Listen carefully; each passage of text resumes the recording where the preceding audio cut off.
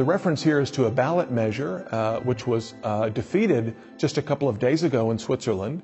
It would have limited the amount of money that the highest earning CEOs can make. A number of countries have proposed discussed measures that would limit CEO pay and the pay of other corporate executives to some multiple of the pay of the lowest paid employees in that country.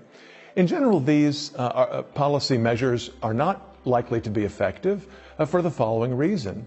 Austrian economics teaches that in a free market, the amount that people get paid, whether it's the CEO of a Fortune 500 company, a mid-level manager, or even a factory worker, the amount that people are paid is determined by what Austrian economists call their marginal productivity, which in simple terms is the amount of additional revenue that this worker or that the time spent by this worker contributes to the company's bottom line.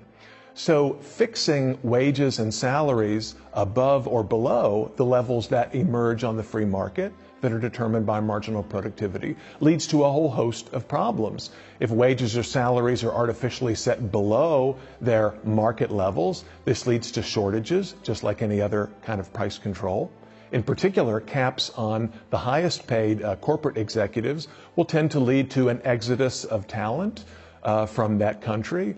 There may be increases in other kinds of compensation, non-wage benefits that are not subject to the caps, which cause distortions in how firms choose to recruit and hire their top talent and so forth.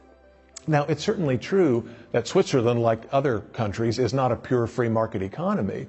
And many people have pointed out that in our current sort of crony capitalist system, some corporate executives might be earning far more than what they would earn in a free market. And I think there's something to that argument. But if the problem is crony capitalism, the solution is to eliminate or work to reduce government intervention in the economy that permits firms to take advantage of regulations and other forms of intervention, subsidies, and so on, to increase their bottom lines. In other words, limiting corporate earnings, limiting CEO pay is not an effective way to deal with crony capitalism. We need to get at crony capitalism at its root.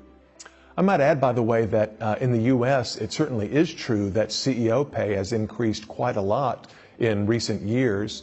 A lot of people have complained that this is some sort of fundamental problem with capitalism or with the corporate system. But in fact, if you look at top earners in other fields like competitive professional sports, entertainment, art, and so forth, earnings have also risen dramatically at the highest levels, roughly on pace with the increase in CEO pay.